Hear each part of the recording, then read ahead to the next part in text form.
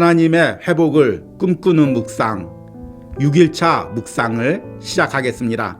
오늘 묵상의 제목은 내 안에 있는 조급함들입니다. 오늘의 묵상을 함께 나누겠습니다. 나는 지금 인생의 중요한 순간에 놓여져 있습니다. 왕으로서 적군을 맞아 전쟁에 임하고 있기 때문입니다. 아직 나의 위치는 불완전합니다.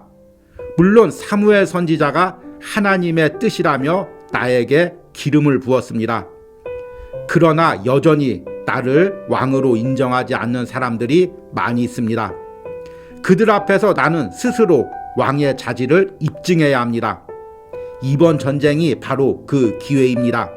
이 기회를 놓쳐서는 안 됩니다. 그런데 상황은 점점 안 좋게 흘러가고 있습니다.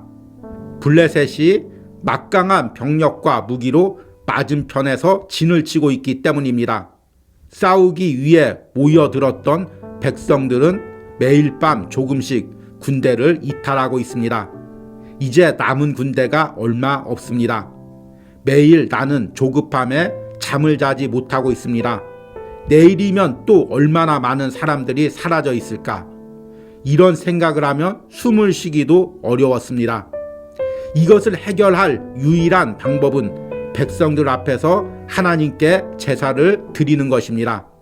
신앙의 힘으로 백성들을 다시 모으는 것입니다. 문제는 이 제사를 주관해야 할 사무엘이 오지 않고 있다는 것입니다.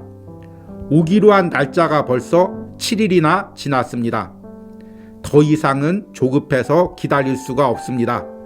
나라도 나서서 무언가를 해야 합니다. 성경에서는 하나님께 세움을 받았지만 자신의 마음을 다스리지 못해 그 직분을 잃어버린 사람들이 자주 등장합니다. 그 대표적인 사람은 사울 왕입니다. 그는 베냐민 지파의 유력한 가문의 출신으로서 뛰어난 외모와 신장을 가지고 있었습니다. 무엇보다도 그는 하나님의 계시로 사무엘 선지자에게 기름받아 왕으로 세움을 받았습니다. 그러나 그에게는 치명적인 약점이 있었습니다. 출중한 외모와 달리 그 마음은 너무나도 허약했습니다. 작은 일에도 불안해하고 염려했습니다. 그럼에도 그것을 감추기 위해 외적으로는 더욱 남자답게 행동했습니다. 그러는 사이에 그 안에 있는 불안과 염려가 인생의 중요한 순간에 터져 나왔습니다. 그 첫 번째가 바로 믹마스에서 블레셋과의 전투였습니다. 당시 이스라엘은 아직 왕정이 바로 세워지지 않은 시기였습니다. 이런 불안한 시기를 틈타 블레셋이 막강한 군대로 쳐들어왔습니다. 당시 사울왕이 느꼈을 압박감이 얼마나 컸을지를 짐작하게 합니다. 그는 빨리 이 전쟁에서 승리해야 한다는 조급함에 선지자만이 드릴 수 있는 제사를 드렸습니다. 그리고 그것이 하나님과 멀어지는 첫 번째 단추가 되었습니다. 현대인들은 내면의 불안과 염려, 그로 인한 조급함을 가지고 있습니다. 어려서부터 부모님이나 주변 사람들에게 보여주기 위해 좋은 성적을 거두어야 합니다. 젊어서는 남에게 뒤처지지 않기 위해서 빨리 취업을 하고 성공도 해야 합니다. 가정을 이루기 위해서는 빨리 물질과 거주지를 장만해야 합니다. 늦어질수록 손해입니다. 상대방은 더 빨리 앞서가고 있기 때문입니다.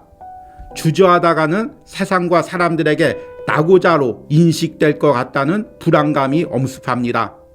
그로 인해 항상 조급해하고 불안해합니다. 특히 그리스도인에게 있어서 이 조급함은 신앙적인 삶을 망가뜨립니다. 조급함은 먼저 하나님 앞에 나가서 예배하고 한 주간을 신앙의 삶으로 걸어가는 삶의 패턴을 망가뜨립니다. 예배나 신앙보다 당장 해결해야 할 것들이 먼저가 되어갑니다. 그로 인해 내 안의 조급함 때문에 이리저리 끌려다니게 되고 하나님과 멀어지게 됩니다. 내 안에 있는 불안과 염려, 조급함을 해결해야 내가 예배자로서 사명자로서 바로 설 수 있습니다. 아멘.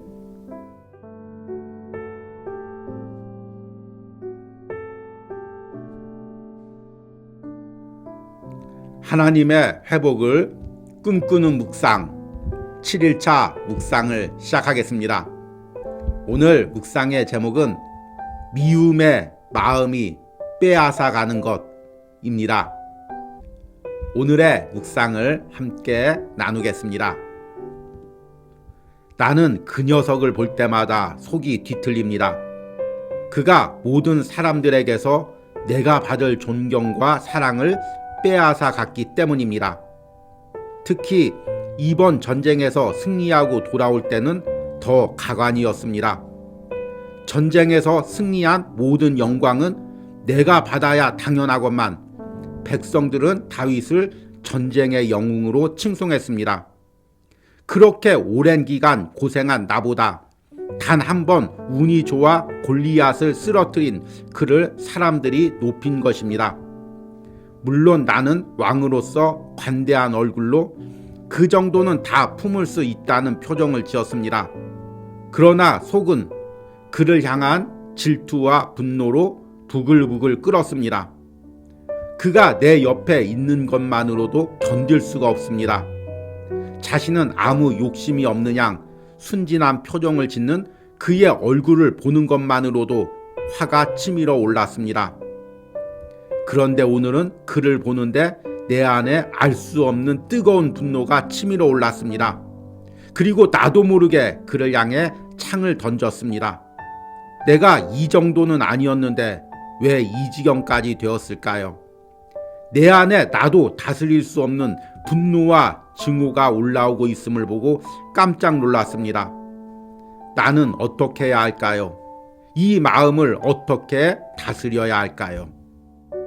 성경의 사무엘서의 겉으로 보이는 내용은 사울과 다윗의 대립 구조입니다. 사무엘서에서는 하나님께서 사울 왕가를 패하고 다윗의 왕가를 세우는 과정을 다루고 있습니다. 그러나 이 말씀을 더 깊이 묵상하다 보면 하나님께서 왜 사울을 패하고 다윗을 세웠는지를 깨닫게 됩니다. 사울은 자신의 마음이 무너진 상태에서 외적으로만 예배하고 하나님의 일을 했습니다. 반면 다윗은 자신의 마음이 무너질 때마다 그것을 하나님 앞에 가지고 나가 예배하고 기도했습니다. 사울의 마음이 본격적으로 무너지기 시작한 것은 다윗과의 관계였습니다. 사울이 왕으로 통치하면서 가장 많은 열정을 들인 것은 다윗을 죽이기 위해 쫓아다니는 것이었습니다. 특히 그의 통치 후반인 10년 동안은 다윗을 쫓아다니는데 거의 모든 에너지를 쏟아 부었습니다. 하나님을 섬기고 백성들을 통치해야 할 모든 에너지를 사람을 미워하고 증오하는 데 쏟아버린 것입니다. 이것은 단지 사울의 삶의 스토리만이 아닙니다. 이것은 나의 삶의 스토리도 될 수 있습니다. 지금 나는 어디에 모든 에너지를 쏟고 있습니까? 하나님을 예배하고 맡겨진 사명을 감당하는데 나의 에너지를 쏟고 있습니까? 아니면 나의 옆에 사람과의 관계에서 받는 스트레스에 나의 에너지를 쏟고 있습니까? 내 옆에 사람의 작은 말과 작은 행동 하나하나 신경을 쓰고 마음 아파하고 분노하며 시간을 보내고 있지는 않습니까? 이 모든 과정에 우리의 영적 싸움이 있음을 꼭 기억하시기 바랍니다. 사탄은 관계 속의 연약함을 통해 나의 마음을 공격합니다. 그로 인해 하나님께 예배하고 주의 일을 하는 것보다 사람에게 신경 쓰고 사람을 미워하는 데 시간을 보내게 합니다. 이 시간 나의 마음이 하나님께 향하기 원합니다. 그리하여 내 안에 있는 사람을 향한 미움과 질투, 분노의 마음을 하나님께 고백하고 내 마음 안에 하나님이 주시는 회복을 꿈꾸며 기도하시기 바랍니다. 아멘.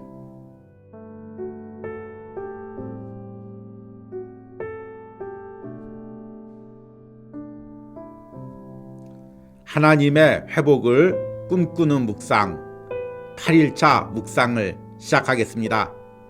오늘 묵상의 제목은 세상에서 상한 마음의 회복입니다.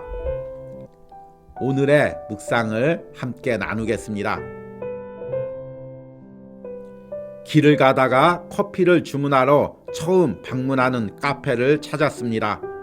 매장 입구에 키오스크로 주문을 하려다가 막혀서 결국 카운터에 있는 직원을 찾아갔습니다.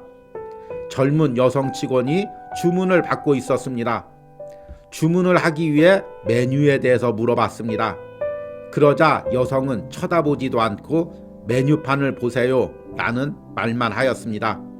다른 것을 물어봐도 모두 성의 없는 단답식의 대답뿐이었습니다. 결국 더 이상 묻지 못하고 가장 평범한 메뉴를 주문하고 돌아섰습니다. 돌아서는 순간 잠깐 고개를 드는 여성의 얼굴을 보았습니다. 표정이 없는 듯한 무표정한 얼굴이었습니다.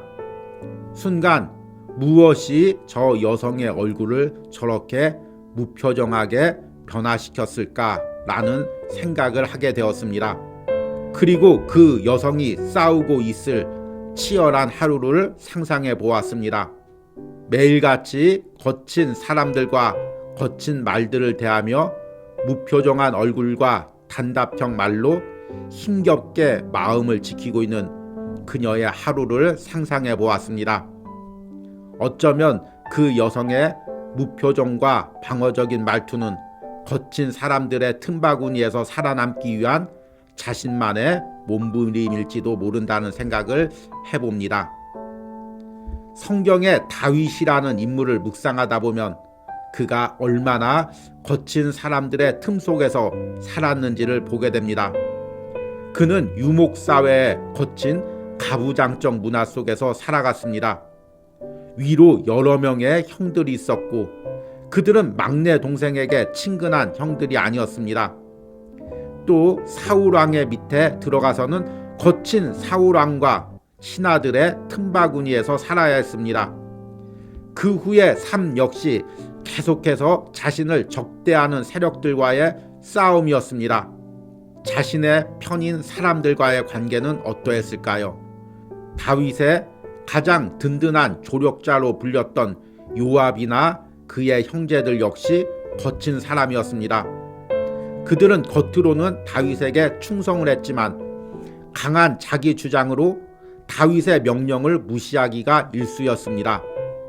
그런 거친 사람들의 틈바구니에서도 다윗은 하나님께 처음 가졌던 마음과 신앙의 순수성을 지키며 살아갔습니다. 목회자로 사명을 감당하면서 다윗이 일평생 지키기 위해 싸웠던 것이 무엇인지를 깨닫게 됩니다. 그리고 다윗처럼 마음을 지키기가 결코 쉽지 않다는 것을 매 순간 깨닫습니다. 하나님과 함께하는 사람은 매일 그분과의 친밀한 관계 속에서 세밀하게 하나님의 음성을 듣고 순종하는 삶을 살아가야 합니다. 동시에 거친 세상에서 수많은 모략과 술수 속에서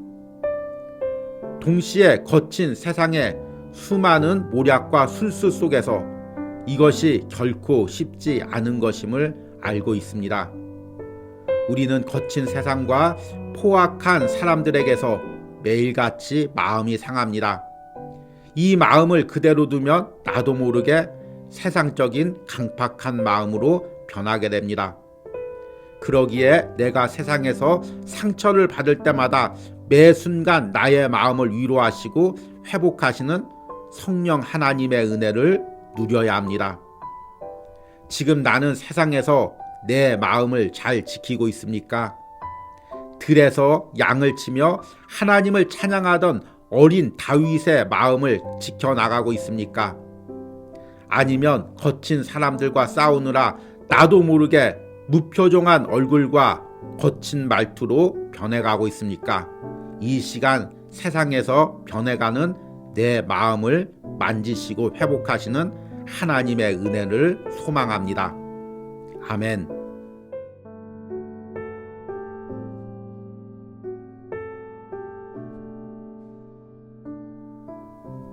하나님의 회복을 꿈꾸는 묵상 9일차 묵상을 시작하겠습니다.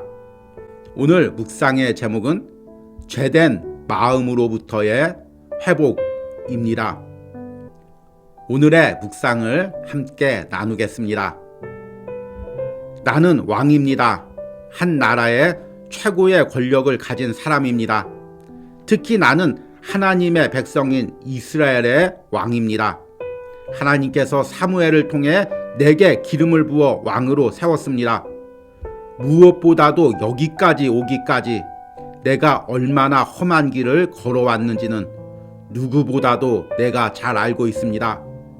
그러니 이제 내가 어느 정도는 누려도 된다고 생각했습니다. 특히 밧세바라는 아름다운 여인을 볼 때 이런 마음이 들었습니다. 물론 그에게는 남편이 있었습니다. 그러나 내가 남편 있는 아내를 취한다고 그것이 죄가 되겠습니까? 이방의 왕들도 다 이 정도는 합니다. 아니, 이보다 더한 것도 누립니다. 물론 어쩔 수 없는 상황에서 우리아를 죽인 것은 꺼림직하지만 그것은 정말 어쩔 수 없는 상황이었습니다. 비록 내가 명령을 내렸지만 우리아가 죽은 것은 우연일 수도 있습니다. 어쩌면 내 안에서 그렇게 믿고 싶었는지도 모릅니다. 그런데 오늘 나단을 만났을 때 나의 이런 모든 죄가 발가벗은 듯 하나님께 드러났습니다. 숨고 싶었습니다. 피하고 싶었습니다. 그러나 숨을 수도 피할 수도 없다는 것을 깨달았습니다. 그러기에 이제 나의 모든 죄를 고백하며 하나님 앞에 나가기로 결단합니다. 우리는 성경의 다윗을 묵상할 때마다 거룩하고 신실한 왕의 이미지를 떠올립니다. 그러나 다윗 역시 사울처럼 자기 욕심과 유혹에 넘어가는 연약한 존재였습니다. 그는 자신의 욕망으로 인해 남편 있는 여인과 동침을 하고 임신을 시켰습니다. 그리고 그 죄를 덮기 위해 자신의 충실한 군인인 우리아를 죽였습니다. 그것도 전쟁에서 우연한 죽음으로 꾸며서 완벽하게 자신의 죄를 덮었습니다. 그럼에도 다윗은 하나님이 나단 선지자를 통해 자신의 죄를 들춰낼 때 그것을 숨기거나 감추지 않았습니다. 그는 자신의 죄를 하나님 앞에 있는 그대로 드러내놓고 눈물로 회개 기도를 드렸습니다. 이것이 사울과 다윗의 차이입니다. 그리고 다윗이 하나님 앞에서 평생 은혜와 회복을 누린 이유이기도 합니다. 우리의 영혼이 병들고 하나님이 주신 은혜와 축복이 내게서 사라지는 이유는 무엇일까요? 나의 죄된 행동과 마음을 하나님 앞에서 숨길 때부터입니다. 우리는 나의 죄를 하나님 앞에 숨기기 위해 여러 가지 도구를 사용합니다. 마치 보여주기 싫은 물건을 옷이나 이불로 감추듯이 나의 죄를 덮는 도구들을 사용합니다. 먼저는 나의 행동을 합리화하는 것입니다. 어쩔 수 없었다는 것입니다. 다른 사람도 나의 상황이면 이렇게 할 수밖에 없었다고 스스로를 합리화시킵니다. 심지어는 나 정도인이 이 정도 죄에서 멈추었다고 오히려 자신을 의인으로 포장을 합니다. 또 다른 하나는 자신의 죄를 회피하는 것입니다. 자신이 저지른 죄를 우연으로 가장하는 것입니다. 그것은 내가 일부러 저지른 것이 아니라 우연히 일어난 일이라고 스스로 믿는 것입니다. 하나님 앞에 죄를 고백한다는 것은 이런 자기 합리화와 죄를 회피하는 마음을 걷어내고 내 죄를 진솔히 고백하고 나오는 것입니다. 나단이 다윗에게 당신이 그 사람입니다 라고 말할 때 다윗처럼 내가 여호와 앞에 죄를 범하였나이다 라고 고백하는 것입니다. 그때부터 내 심령과 삶에서 하나님이 주시는 회복의 은혜가 시작됩니다. 아멘.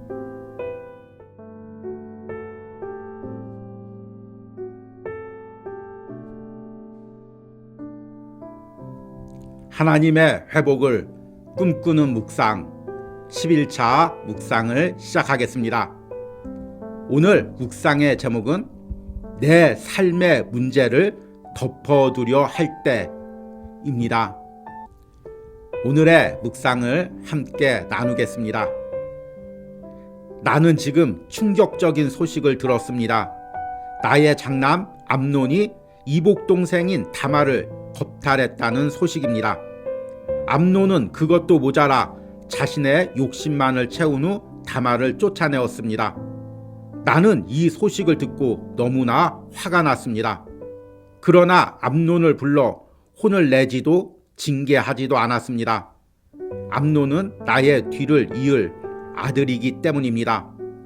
그의 죄를 드러냈다가는 그가 장차 왕노릇을 제대로 할 수 없기 때문입니다.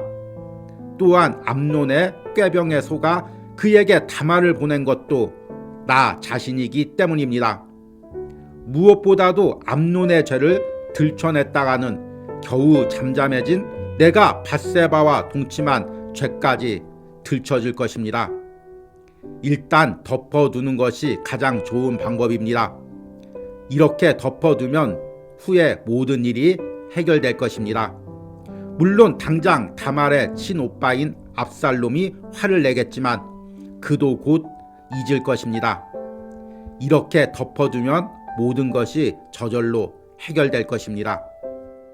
다윗의 말년의 가장 큰 위기는 아들 압살롬의 반란이었습니다. 이 반란으로 인해 다윗은 아들을 피해 도망 다녀야 했고 이스라엘 나라는 둘로 나뉘어져서 큰 전쟁을 치러야 했습니다. 그런데 이런 위기는 한 개인의 사사로운 일탈로부터 시작되었습니다. 다윗의 아들 암논이 다말을 겁탈한 사건입니다. 이로 인해 압살롬은 암논을 죽이고 아버지 다윗에게도 분노의 감정을 가지게 됩니다. 그리고 결국 아버지 다윗을 향해 반란을 일으켰습니다. 물론 이 모든 사건의 가장 큰 원인은 압살롬의 비뚤어진 성격 때문입니다. 그러나 그 원인에는 가정 안의 죄에 대해 제대로 대응하지 못한 다윗의 책임도 있습니다. 암논이 죄를 저질렀을 때 그를 혼내고 징계를 했다면, 그리고 압살롬과 다말에게 그만큼의 보상과 위로를 해주었다면, 그럼에도 다윗은 아무런 조치도 취하지 않았습니다. 다윗이 이렇게 행동한 것에는 여러 가지 이유가 있지만 그 근본적인 것은 그 안에 있는 회피적인 성향 때문입니다. 회피적인 성향이란 문제를 직면하기 싫어하는 성향입니다. 이런 성향의 사람들은 내가 처리해야 할 복잡한 문제가 있는데도 그것을 계속해서 미룹니다. 그로 인해 간단하게 처리될 수 있었던 문제가 큰 문제로 커지게 됩니다.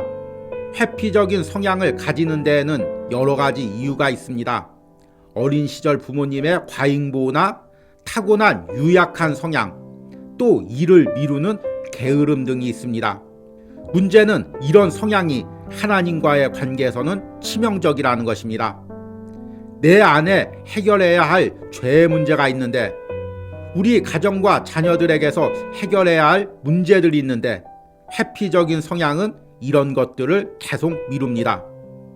그러는 사이에 죄는 점점 증식되고 문제는 점점 더 커지게 됩니다. 때로는 다윗의 가정에서처럼 커다란 문제가 발생하기도 합니다. 지금 내가 회피하고 있는 죄의 문제는 무엇이 있습니까? 더 이상 그것을 미루지 말고 속히 하나님께 가지고 나가 해결을 받는 은혜가 있기를 소망합니다. 아멘. 우리 함께 기도하겠습니다. 하나님이 그렇게 기뻐했던 다윗 왕 역시 그 안에 여러 가지 연약한 마음이 있었음을 깨닫게 됩니다. 특히 아버지로서 자녀의 죄를 보고도 이 부분을 회피하고 덮어두었던 연약함이 있었음을 깨닫게 됩니다.